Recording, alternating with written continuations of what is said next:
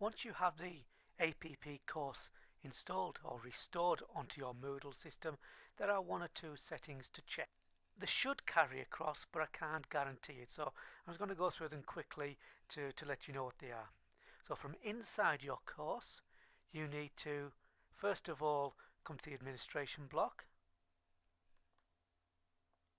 the left-hand side here, and check the course settings.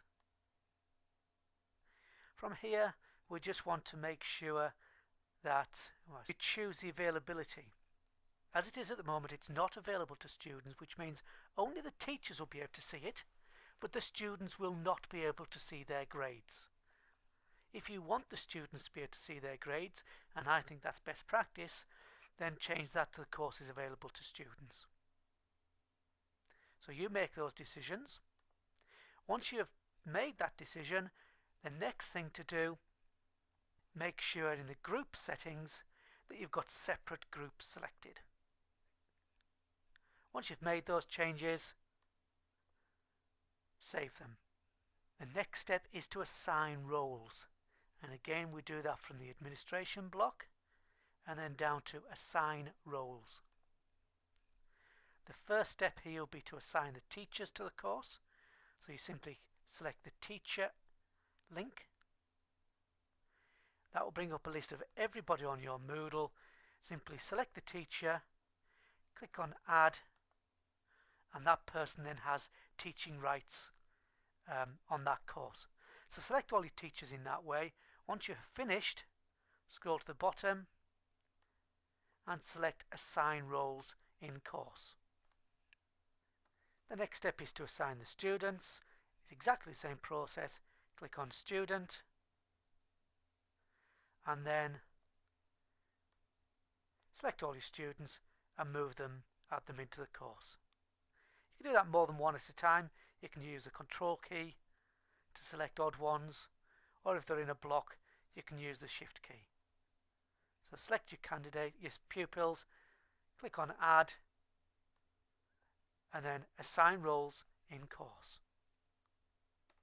The next stage is to check your groupings. So again, from the administration block, select groups. Hopefully these will carry across for you,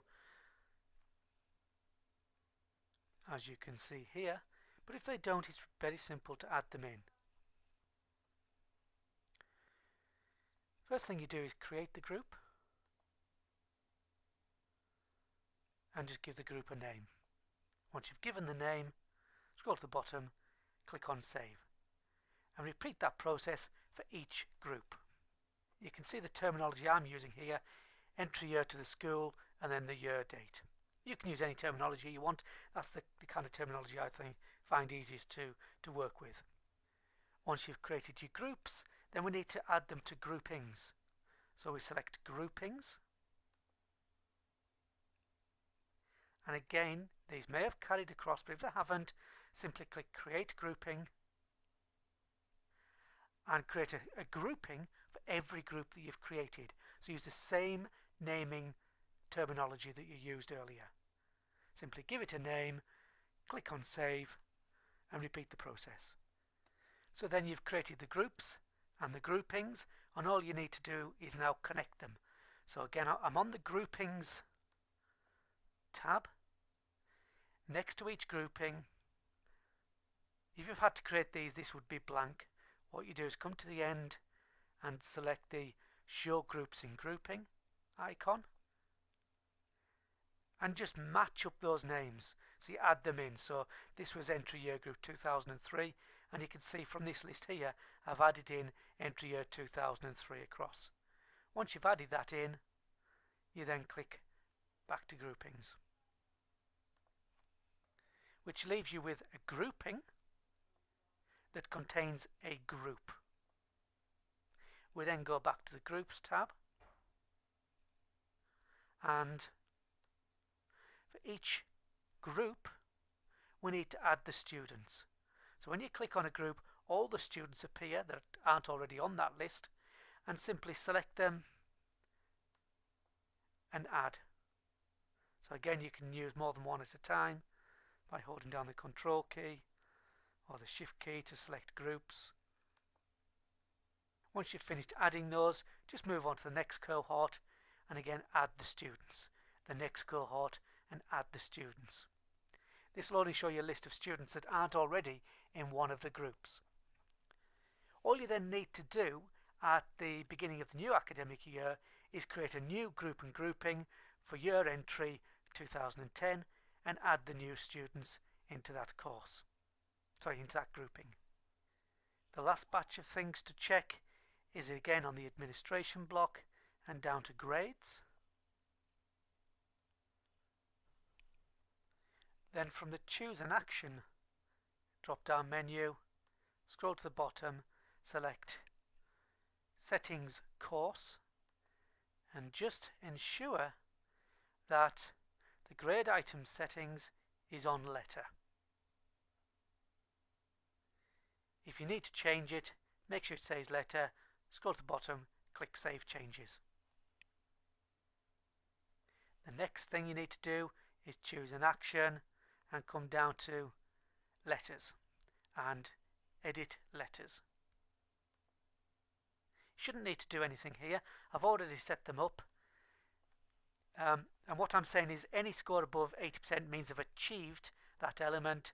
Between 20 and 80% they're working towards that element, and at 0 to 20% we're saying that they haven't yet started that element.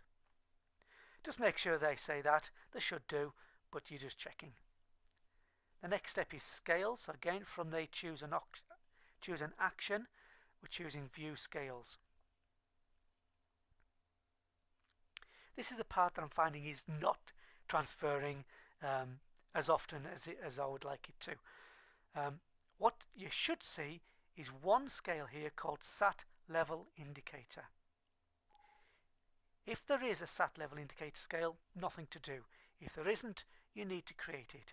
And it's very simple. Simply click Add a new scale. Call the scale SAT level indicator.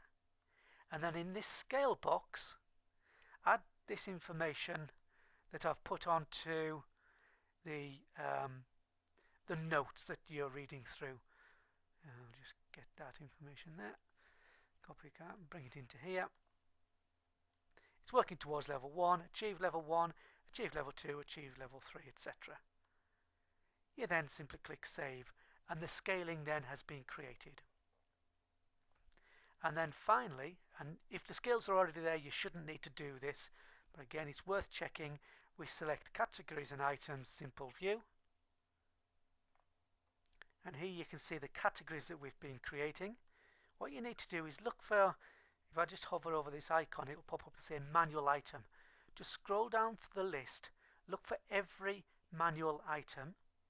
When you find a manual item, just scroll across to the right hand side of the screen, choose the edit icon, and from the edit icon just ensure that the scale item says SAT level indicator. You can choose it from there. And then scroll to the bottom. If it does, it's fine, there's nothing to do. If it doesn't, change it, click Save Changes.